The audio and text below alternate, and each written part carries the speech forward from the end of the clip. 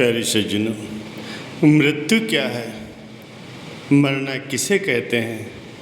संत महापुरुष फरमाते हैं कि शरीर में जीव का तभी तक वास है जब तक उसके पास श्वासों का खजाना है।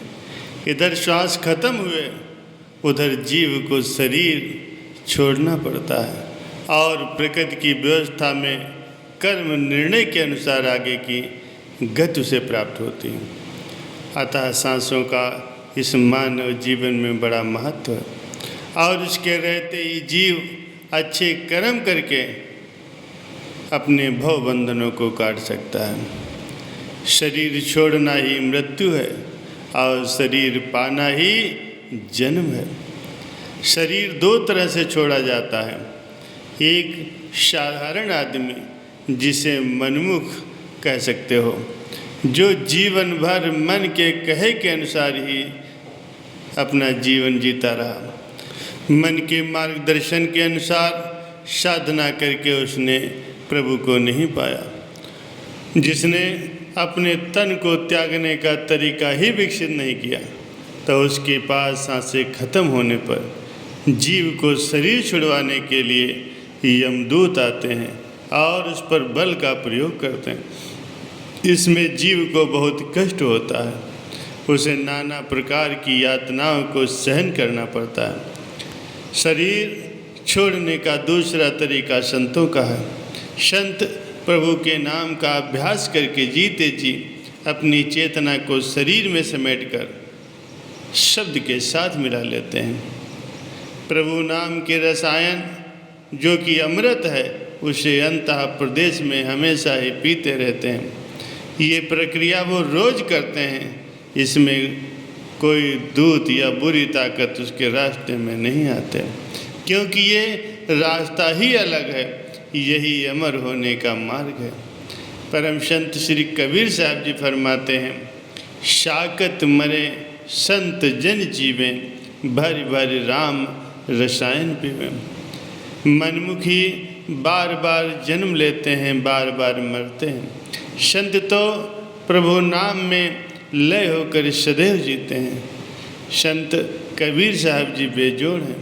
वो फरमाते हैं कि मैंने अपने आप को हरि में मिला दिया है, हरि से अभिन्न हो गया हूँ, हरि और हम एक हो गए हैं। हरि मरि हैं तो हमहू मरि हैं, हरि न मरें हम काहे को मरि हैं। कहे कबीर मन मन ही मिलावा, अमर भय सुख सागर पावा।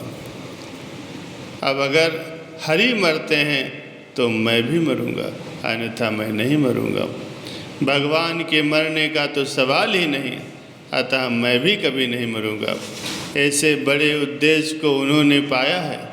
इसको अधिक स्पष्ट करते हुए फरमाते हैं कि मैंने अपने मन को उसके मूल स्थान अर्थात ब्रह्मांडी मन में मिला दिया, जिससे वह सदा सदा के लिए आनंदित और स्थिर हो गया है और उसके बाद ही मेरी आत्मा भी परमात्मा में समा गई है।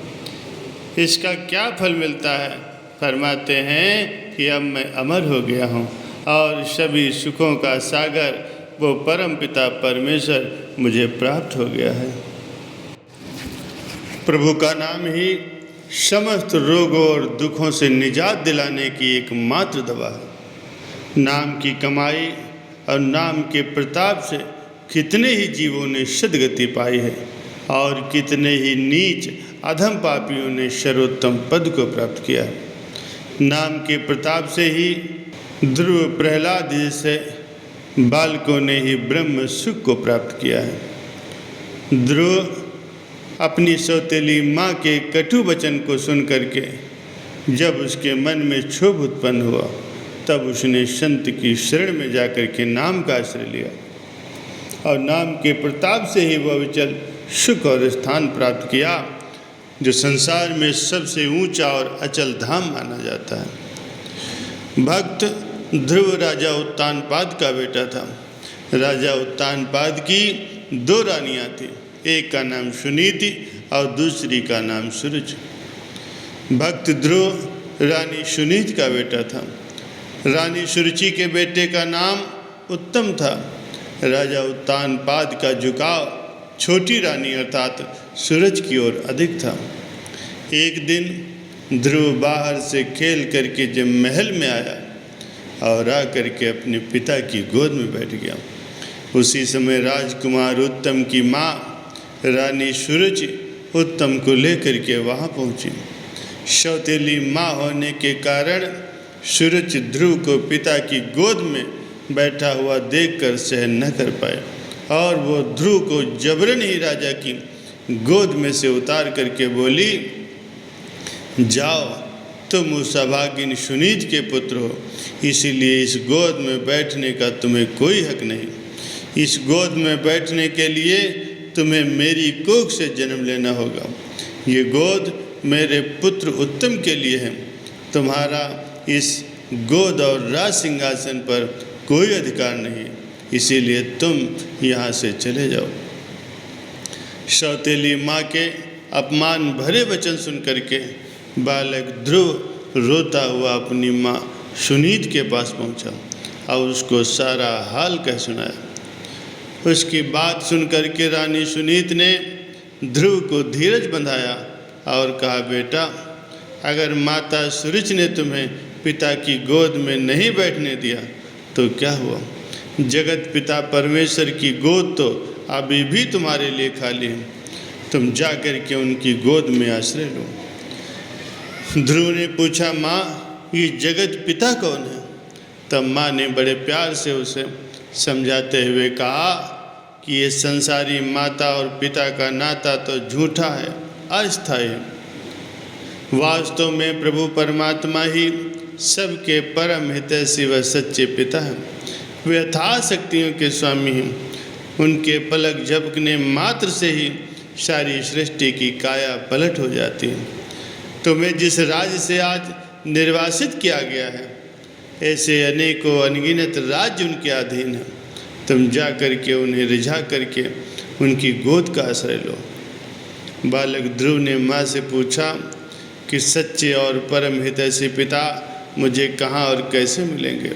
मैं उनकी गोद में बैठकर उनका प्यार पाना चाहता हूँ। बालक के इतने शुद्ध व परिपक्व विचार देखकर माता ने प्रसन्न होकर के कहा, तुम्हारे वे पिता तो कण कण में मौजूद हैं। उनके नाम का सच्चे मन से स्मरण करने से वे तुम्हारे ऊपर प्रसन्न होकर तुम्हें अवश्य ही अपनी गोद का आश्रय देंगे। बालक ध्रुव अपनी माँ के मुख से ये वचन सुन करके परमात्मा की खोज में घर से निकल पड़ा। महल से निकलकर ध्रुवराज की सीमा से बाहर पहुंचा ही था कि उसकी भेंट देव ऋषि नारद जी से हो गई। ध्रुव ने उन्हें प्रणाम किया तो देव ऋषि नारद जी उसे महल त्याग कर वन की ओर जाने का कारण पूछने लगे। ध्रुव ने उन्हें सारा वृत्तांत कह सुनाया। देव ऋषि नारद जी ने ध्रुव को वापस महल की ओर प्रस्थान करने के लिए कहा और उसके पिता से उसे आधा राज्य दिलवाने का वचन भी दिया। पर ध्रुव ने तो सच्चे पिता से मिलने का दृढ़ संकल्प कर लिया था, इसलिए उसने वापस लौटने से इनकार कर दिया। देव ऋषि नारद ने उसकी सच्ची लगन व दृढ़ निष्ठा को देखकर उसे नाम उपदेश देकर के उस मंत्र का जाप करने को कहा। ध्रुव ने देव ऋषि नारद जी के वचनों का अक्षरता पालन करके बहुत ही थोड़े समय में भगवान का साक्षात दर्शन पा लिया और भगवान की पूर्ण प्रसन्नता को पा करके अपने मनोरथ को पूर्ण किया। भगवान ने ध्रुव को न केवल उसका राज्य दिया अपितु उसे ऐसा ऊंचा व अचल स्थान प्रदान किया जो कि ऋषियों और मुनियों को भी दुर्लभ है।